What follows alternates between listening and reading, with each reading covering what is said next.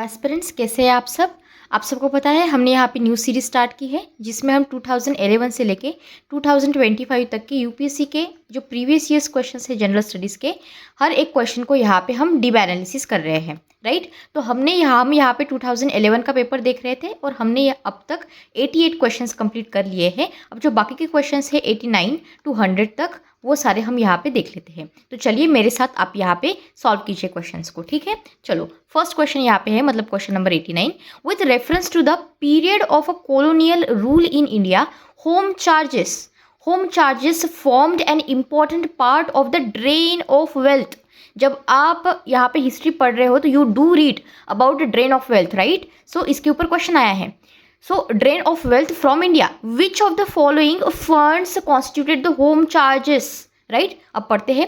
यहाँ पे मैंने आपको बताया है जब भी हिस्ट्री के क्वेश्चंस आएंगे, पॉलिटी के क्वेश्चंस आएंगे, इकोनॉमी के क्वेश्चंस आएंगे, यहाँ पे आपका कोई एलिमिनेशन ट्रिक नहीं लगेगा। यहाँ पे you need the knowledge plus the logic और अंडरस्टैंडिंग, ब्रॉड अंडरस्टैंडिंग में भी, और स्मार्ट एलिमिनेशन। ठीक है, तो यहाँ पे कोई तुक्का नहीं लगने वाला है। ठीक है, स्टेटमेंट फर्स्ट कहता है funds use to support the Indian office in London. Okay fine, hold करके रखते हैं। स्टेटमेंट 2 देखो, funds use to pay the salaries and the pensions of the British personnel engaged in India. Okay, hold करके रखो। Statement 3 देखो, funds used for waging the war outside India by the British parliament. Okay, तो यहाँ पे जो आपका answer है वो है, ये पहला करेक्ट है और सेकंड करेक्ट है, यानी कि आपका स्टेटमेंट नंबर 1 और 2 यहाँ पे करेक्ट हो जाता है। तो जब हम होम चार्जेस की बात करते हैं, यहाँ पे ये इंक्लूड करता है एडमिनिस्ट्रेटिव एक्सपेंसेस और सैलरीज एंड पेंशन, और यहाँ पे आप एक्सटर्नल वॉर एक्सपेंसेस को इंक्लूड नहीं करते हो। अब मैं यहाँ पे आपको कुछ ऑब्जर्वेशंस देना चाहती हूँ, आपकी नोटबुक में ये ऑब्जर्वेशंस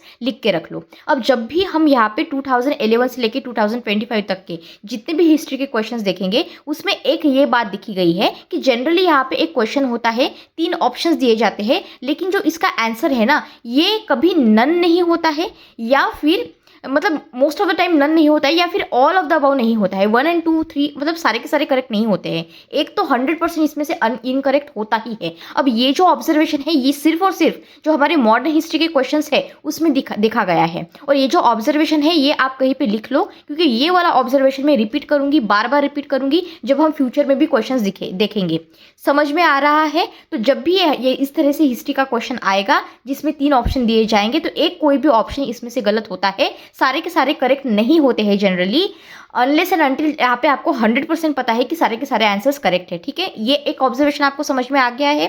ठीक है, अब आप यहाँ पे नॉलेज समझो क्या है। जब हम यहाँ पे होम चार्जेस की बात करते हैं, ये रेफर करता है ऐसे एक्सपेंसेस जो कि सेक्रेटरी ऑफ स्टेट इंग्लैंड में जो रहा करते थे on the behalf of India during the colonial rule, तो उसे हम होम चार्जेस कहते हैं। अब ये जो चार्जेस है ये सिग्निफिकेंट पार्ट है हमारी ड्रेन ऑफ वेल्थ का। ड्रेन ऑफ वेल्थ का कंसेप्ट आपको पता है, सारी लूट ब्रिटिशर्स ने की थी, राइट, इंडिया से, तो ये आपको पता है। अब जो इंडियन ऑफिस है लंदन का, ये एस्टैब्लिश किया गया था, बात है ये 1858 की। ठीक है, और ये जो ऑफिस है ये ओवरसी करता था ब्रिटिश एडमिनिस्ट्रेशन को, British administration particularly in India.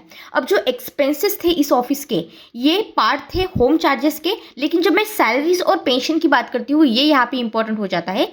Salaries और यहाँ पे पेंशंस ब्रिटिश ऑफिशियल्स की या फिर आम पर्सनल्स की जो एंगेज करते थे इंडिया में, ये भी पार्ट हुआ करता था होम चार्जेस का। पर एक चीज़ है जो यहाँ पे इंक्लूड नहीं करती है होम चार्जेस में, वो है funds use for the waging Wars. तो वॉर्स यहाँ पे इंक्लूड नहीं हुआ था। तो अगर आपको ये ठीक से नहीं पता है तो एग्जाम कंडीशन में आपको लग सकता है कि सारे के सारे स्टेटमेंट करेक्ट है, तो लेकिन ऐसा नहीं है। तो हिस्ट्री में आपको क्या करना है, आपको स्पेक्ट्रम को बहुत अच्छे से पढ़ना है। कॉल फॉर द फोमो, यहाँ पे अच्छे से स्पेक्ट्रम को पढ़ो, और जो आपकी यूपीसी की प्रीवियस ईयर्स क्वेश्चन है 1995, 1996 जहाँ से भी अवेलेबल हो वो सारे करो। ठीक है, ऑलराइट। अब देखो, मैं यहाँ पे ये नहीं बोलूँगी कि आपको सारे के सारे 35 ईयर्स के, 31 ईयर्स के, whatever number of years question papers are available in the market में, ये नहीं बोल रही हूँ कि हर एक सब्जेक्ट का करना है। आपको साइंस एंड टेक का थोड़ी ना करना होता है, या फिर एनवायरमेंट का थोड़ी करना है, सिर्फ हिस्ट्री का। बिकॉज हिस्ट्री का आउटपुट और इनपुट रेशो देखो, इट्स लाइक कि आप यहाँ पे कोई ट्रिक भी यूज़ नहीं कर पा रहे हो। एक तो आपको पता है, नहीं तो आपको नहीं पता है, तो आप आंसर तक पहुँच नहीं पाओगे। और जितना भी पढ़ो हिस्ट्री में तो कम ही है, आप वो ए बैक ले लो कि मॉडर्न हिस्ट्री ले लो, इसलिए मैं आपको बोल रही हूँ। ठीक है, ऑलराइट। क्वेश्चन नंबर 90 देख लेते हैं अब कैसा है। जैसे जैसे मैं सॉल्व कर रही हूँ आपको भी सॉल्व करना है। क्वेश्चन बोल रहा है, a married couple adopted a male child A few years later, a twin boy were born to them, and the blood group of couple is AB positive and O negative. The blood group of the three sons is A positive, B positive and O positive. The blood group of the adopted son is. अब देखो यहाँ पे, अब इस तरह के question, first of all let me tell you this, इस तरह के क्वेश्चन पेपर में नहीं आते हैं। अब ये यहाँ पे 2011 का पेपर हम देख रहे हैं, इसका आंसर है ओ पॉजिटिव। मैं आपको यहाँ पे एक एक्सप्लेनेशन दे देती हूँ। जब हम पेरेंट्स के ब्लड ग्रुप्स की बात करते हैं, अगर यहाँ पे given the parents blood group यहाँ पे कौन सा दिया हुआ है, ए बी पॉजिटिव दिया है और ओ नेगेटिव दिया है, और इनके जो बायोलॉजिकल चिल्ड्रन है, बायोलॉजिकल चिल्ड्रन का कौन सा ब्लड ग्रुप हो सकता है, कैन ओनली हैव, एक तो ए होगा, नहीं तो बी होगा, नहीं तो ओ होगा, ऑल पॉसिबली RH पॉजिटिव और negative due to O negative parents, ठीक है, क्योंकि ओ नेगेटिव पेरेंट है इसमें एक, ठीक है। तो अब क्या हुआ, since the three sons have एक तो A positive, B positive and O positive blood group, तो सिर्फ बायोलॉजिकल चिल्ड्रन ही ऐसे है यहाँ पे इस केस में can have this blood groups derived from the parents. तो जो अभी यहाँ पे एडॉप्टेड बच्चा है, मतलब एडॉप्टेड सन है, must have the O positive blood group, right. अब यही एक कंडीशन हो सकती है जो इस सिनारियो में ठीक से बैठ रही है, ठीक है, fitting the scenario as a child not biologically linked, right. तो ये एक सिंपल क्वेश्चन है, अगर आपको पता है तो ठीक है, नहीं तो इट्स ओके। सो देख लेते हैं क्या है। Two important rivers, one with its source in Jharkhand and known by the different name in Odisha, and another with its source in Odisha, merge near the Bay of Bengal, forming a protected biodiversity area. Which of the following could be this? तो आपके यहाँ पे statements है Bhitarkanika, Chandipur on sea, Gopalpur on sea और Similipal.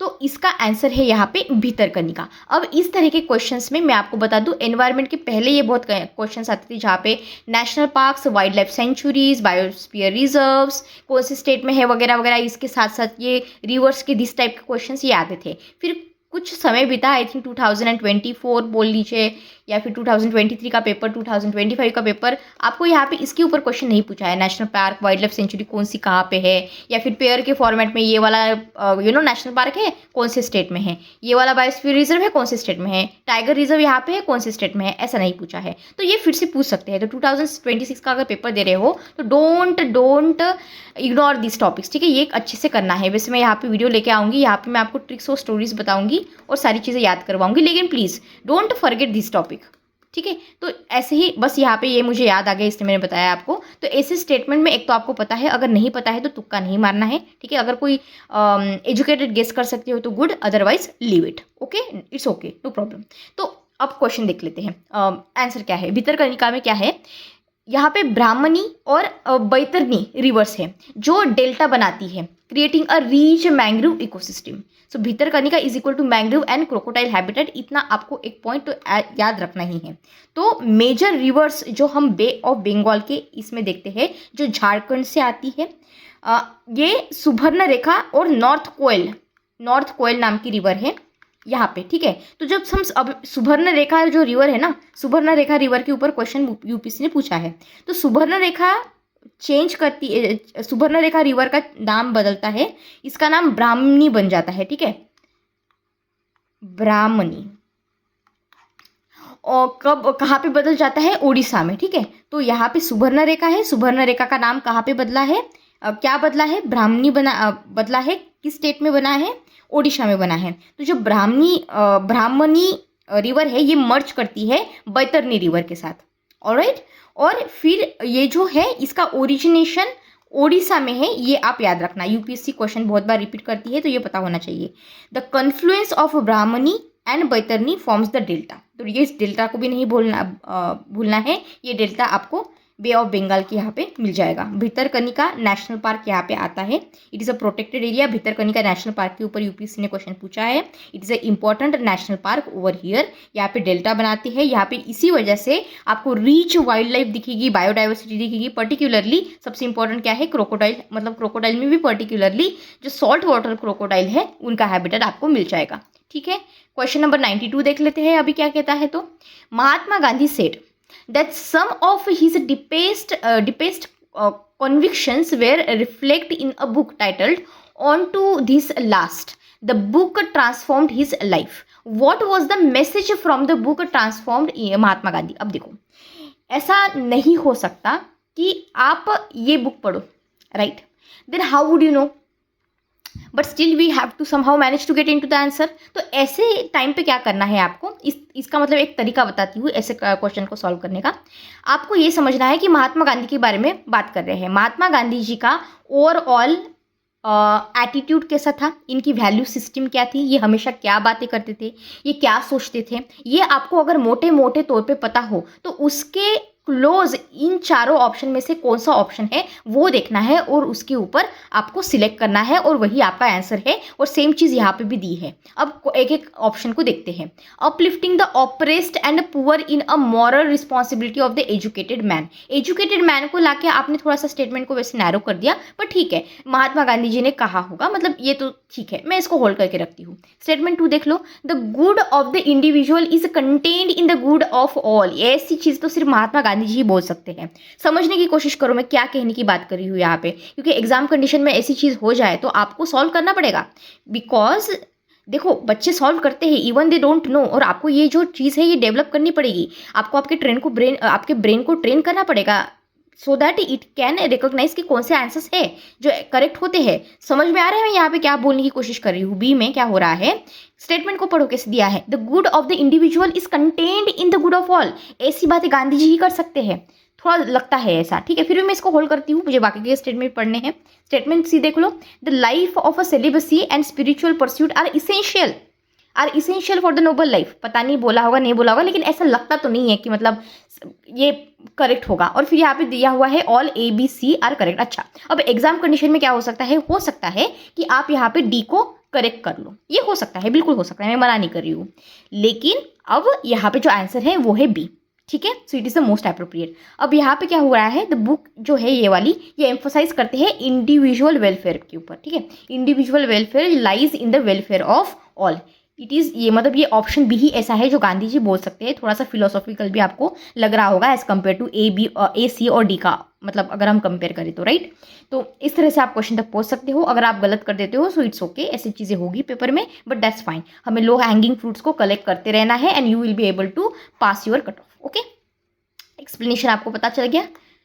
Alright, अब हम यहाँ पे क्वेश्चन नंबर 93 देख लेते हैं. क्या बोल रहा है, there is a concern over the increase in the harmful algal bloom in a seawaters of India. Okay, fine. What could be the causative factors पूछे है for this phenomena. algal bloom हो रहा है सी वाटर्स के, जो सी waters है हमारी India में, उसमें फैक्टर्स क्या है, क्यों हो रहा है. तो स्टेटमेंट्स पढ़ लो. यहाँ पे करेक्ट पूछा है, discharge of the nutrients from the estuaries. Of course eutrophication का कंसेप्ट आपको पता है, right. So this statement is absolutely correct. Statement 2 देख लो. Run off from the land during the monsoon. हाँ ठीक है, रन ऑफ होता होगा इस वजह से, उसमें से भी होता है, बिल्कुल it's correct. Upwelling in the sea, यहाँ पे अगर सी है और अगर ऐसी अपवेलिंग हो रही है तो जो नीचे के न्यूट्रिएंट्स है वो सरफेस के ऊपर आते हैं. यहाँ पे जो फाइटोप्लैंक्टन्स होते हैं उनको फिर यहाँ पे ये न्यूट्रिएंट्स मिलते हैं, right. So yes, absolutely statement this is also correct. तो जैसे क्या हो रहा है, तीनों के तीनों भी रीजंस यहाँ पे मुझे क्या बता रहे हैं कि ये तीनों भी यहाँ पे इंक्रीज करते हैं nutrients level in the water. और जब भी पानी में न्यूट्रिएंट्स का लेवल बढ़ता है तब यहाँ पे एल्गल ब्लूम होता है. पानी यहाँ पे ऐसे ग्रीन ग्रीन हो जाता है, यहाँ पे जो प्लांट्स ये बढ़ जाते हैं, ऐसे आप समझो. तो एल्गल ब्लूम न्यूट्रिएंट एनरिचमेंट होने की वजह से ये चीज़ होती है. समझ में आया आपको?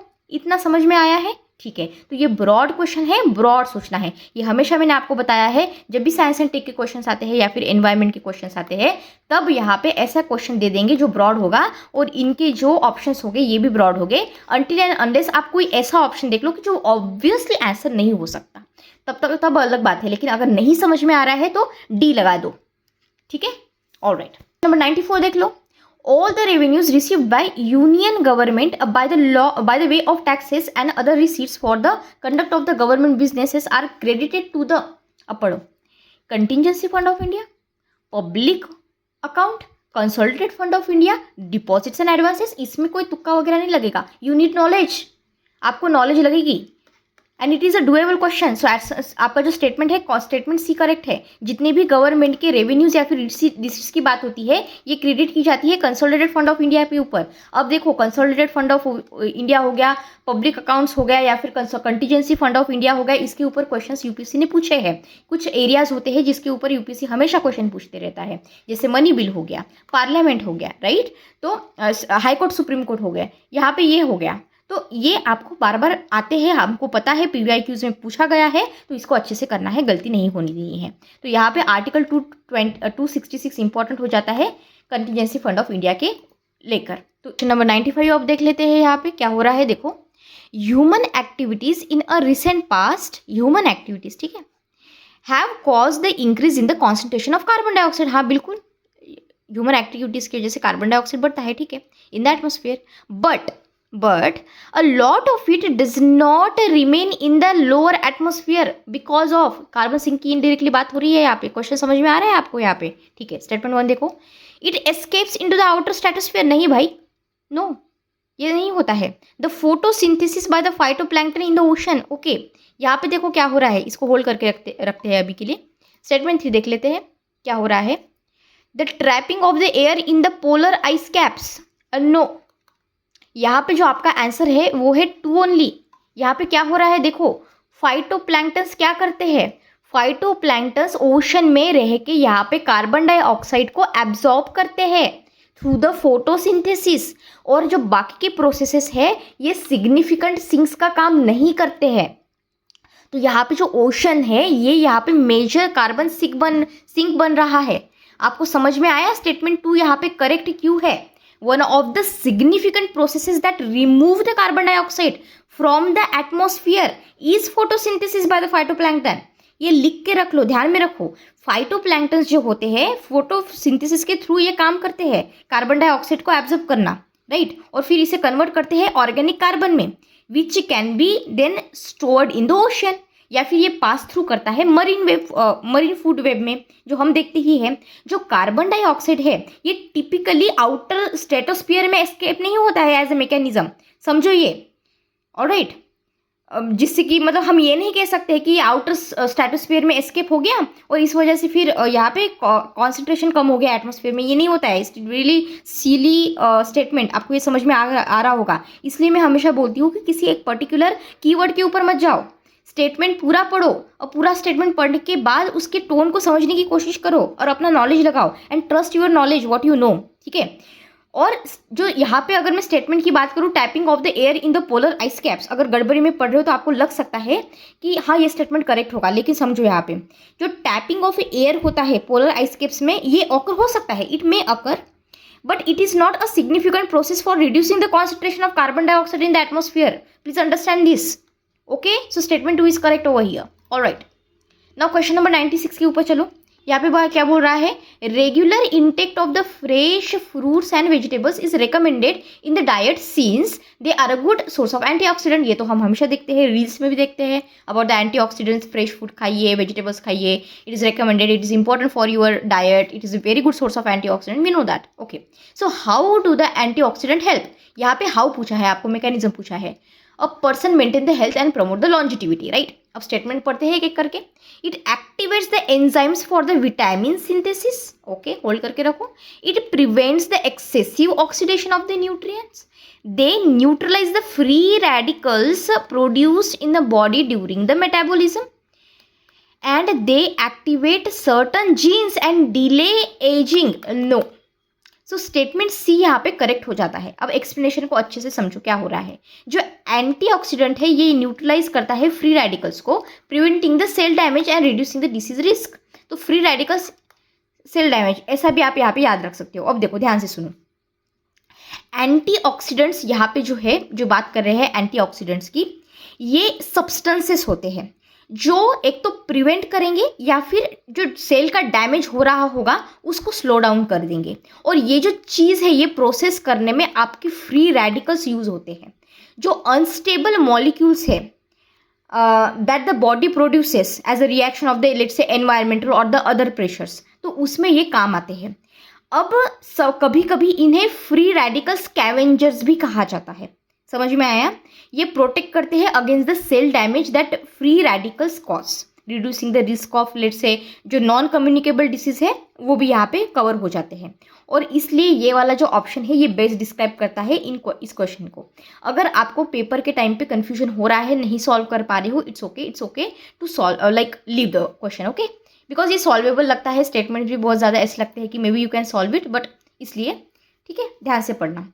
ऑलराइट, क्वेश्चन नंबर 97 देख लेते हैं अभी। जैन फिलोसॉफी के ऊपर क्वेश्चन पूछा है, यूपीसी का फेवरेट टॉपिक है जैनिज्म बुद्धिज्म। हर अल्टरनेट ईयर पे क्वेश्चन पूछते हैं, कभी जैनिज्म पूछ लेंगे तो नेक्स्ट ईयर बुद्धिज्म पूछ लेंगे, कभी कभी दोनों भी पूछ लेंगे, तो ऐसा हमेशा चलते रहता है। अब जैनिज्म बुद्धिज्म के ऊपर इतने क्वेश्चन आ चुके हैं कि यूपीएससी अभी से सिंपल क्वेश्चन नहीं पूछता है। पर्टिकुलरली अगर मैं 2022 के ऑनवर्ड्स बात करूँ तो UPSC is not asking simple question, like उसमें डेप्थ में जाके क्वेश्चन पूछ रहा है। तो प्लीज जो आपका जैनिज्म और बुद्धिज्म है उसको अच्छे से डेप्थ में पढ़ना है आपको, ठीक है। सारे टॉपिक्स नहीं पढ़ने होते हैं डेप्थ में, पर ये जो ऐसे टॉपिक्स है evergreen topics, UPSC favourite topics, for example Ashoka बहुत पसंद है यूपीएससी को, विजयनगर बहुत पसंद है यूपीएससी को, राइट।